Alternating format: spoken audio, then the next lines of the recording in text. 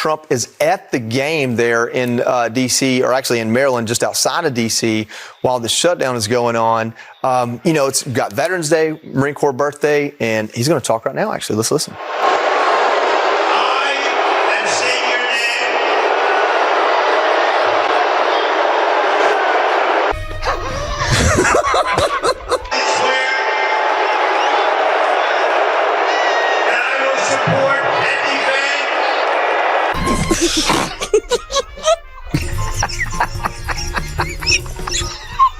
I mean, you couldn't write this any better, could you? Fox News throwing to Trump speaking, and this is the reaction. And let me tell you, by the way, it's only gonna get worse.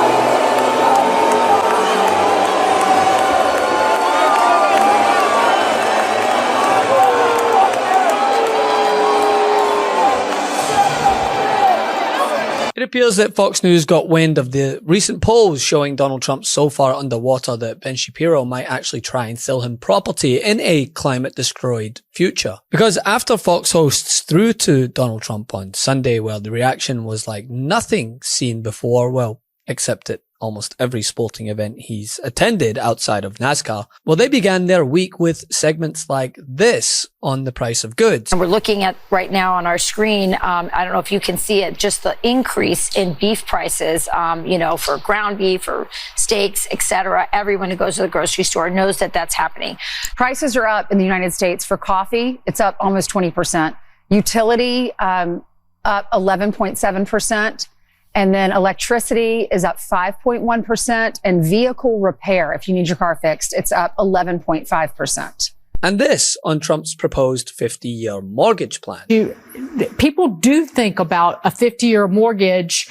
I'm not going to build up any equity, that I'm just making, it just makes the monthly nut a little more affordable, but that you're going to wind up being underwater, that you cannot make an overpriced home more a great investment by creating easier loan terms. It's a really long time. It doesn't make you feel connected to your home. I always talk about home buying from an emotional aspect, which is, safety, comfort, knowing that nobody's going to be able to push you out of your place, emotional security, feeling a sense of accomplishment that it's yours. As you lengthen out that period of time that you're in debt, the less you really feel like that asset is actually yours. Yeah. Which, when you look at with the news that the average age of buyers is going up to around 40, then you'll just be a young, spry 90-year-old when you're finally debt-free from paying off your house. Not yet. Okay. Quick question on this 50-year mortgage. I've heard, I just was watching a panel on the previous hour basically saying, they didn't think it was a great idea because it doesn't, you don't build equity and you pay more over a long period of time. Do you think this is a good plan? Is Kevin Hassett a supporter of a 50-year mortgage plan? Right. The president mentioned it, and yes, I support the president's idea on this, that what it does is it reduces the monthly payment quite a bit, for a typical, home, for middle America, and it's by a few $100s a month. And we need to help people get back into homes. As you notice, the first time home buyers are now like over 40 years old. And so we are focusing on that problem. And the bottom line is, though, that the problem really again came because interest rates under Biden inflation went up by 4%. And that about doubled the typical monthly mortgage payment. And we're really studying everything we can. We're about to have a bunch of White House meetings about what we can do. But isn't the problem that there's not enough houses? There's not enough housing to purchase. So there's a limited supply. And that doesn't really address that. Demand. You're right. We're addressing both supply and demand as we study this. There'll be more to announce soon, but housing has been one of the top policy things that we've been studying the last few weeks. And listen, we've come to expect this type of coverage on other networks, maybe at times on Fox when Jessica Tarlov is on air. I'm not going for it. It's just not the narrative of what election night was. We'll see what happens in Seattle. Jay Jones was pulled over the finish line because Abigail Spanberger won by an amount that we haven't seen since JFK was president. The Republicans ran a terrible candidate who couldn't even get Donald Trump to endorse her or spend time with her, and that's what ends up happening. Also, voters have seen how Donald Trump has behaved since he came down that golden escalator. They want to win. They saw Jay Jones as someone who said, I am ashamed. They saw that Todd Gilbert, who he sent those text messages about, accepted his apology. And what's really interesting is the woman who leaked the text messages, who was running for her seat, she's a Virginia delegate, she lost her race, but Jay Jones won. This was a complete repudiation of Donald Trump and the Republican Party. And if you want to pick and choose which candidates you focus on, that's your business. But Democrats are running as a big tent party. And AOC said that. She was interviewed on election night. And she said, no one is saying that Mamdani should run in Virginia, and no one should say that Spanberger should be running in New York City. We're accepting of all of this, and it is the way that we will not only take the majority back, a quick check. I mean, you say it was to begin his week with this after the Sunday that he had, you know that the president is pissed. So pissed that the West Wing might actually be in jeopardy of being destroyed to distract from all the booing. Now, this comes as approval ratings fell again this month for the president amidst the longest federal government shutdown in US history. A new Emerson College poll taken in early November and released Friday found that the president's approval rating dropped 4 percentage points since the organization's poll last month. The November poll found that the president had a 49% disapproval rating and a 41% approval rating, a significant change from a poll that was taken back in January, with the conductor of the poll saying, quote, since his inauguration, Trump has lost support among key groups.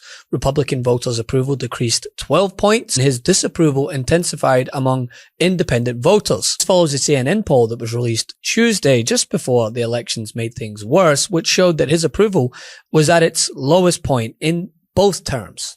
I mean, the common denominator here is Donald Trump, and Democrats are on the precipice of delivering a huge blow to Donald Trump in his second term. What are we talking about here? Well, why don't we just look? Democrats lead all the key races. You go to New Jersey governor. That's really the only close one. Mikey Sherrill, the Democrat, up by 6 points. Abigail Spanberger in Virginia, up by 10. And Zohran Mamdani, up by 16 points in New York City. The bottom line is this. Yes, there are ideological differences between the Democrats, but the key common component is they are all going after Donald Trump. And all the Democrats lead from New Jersey to Virginia to New York City. They all lead the Republican and independent opponents. How much is he impacting the cases? Never mind that they want to beat him in their minds. It's sort of like, hey, this is to show you that we can beat you. But how much is he affecting these? I mean, look, Donald Trump is a huge, huge drag in all of these races. Look at his net popularity ratings. In New Jersey, he's 11 points underwater. Virginia, 14 points underwater. Not much of a big surprise in New York. He's 35 points underwater. And I will note nationally in my aggregate of polls, he's about 13 points underwater. In our CNN poll, he's way below that, which looks a lot like New Jersey, a lot like Virginia. So these races, in my mind, could be huge bellwethers going into next year to understanding how Donald Trump is impacting these races. He is a huge, huge drag in across the board, New Jersey, Virginia, and New York City. Do these races tell us anything about the midterm as to what happens here and what might happen in the midterm? Yeah. Okay. So, I was mentioning, of course, Donald Trump being a huge drag, right? He's at his second term lows, not just in our CNN poll, but across the different polls that we were looking at this weekend. And why is it that these races are so important? Well, go back through history, jump in that DeLorean. Look at what has happened when Democrats sweep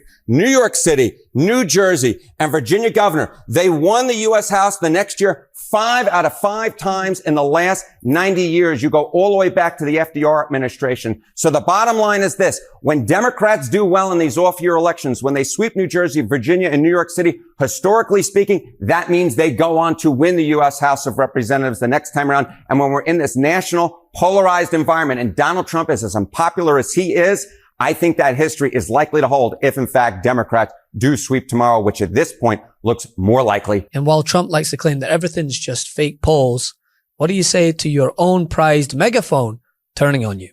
As a new poll finds, about 70% of Americans say groceries are more expensive now than they were a year ago. And about 60% of them are blaming President Trump. Love this video? Support independent media and unlock exclusive content, ad-free videos, and custom emojis by becoming a paid member of our YouTube channel today. You can also gift memberships to others. Let's keep growing together.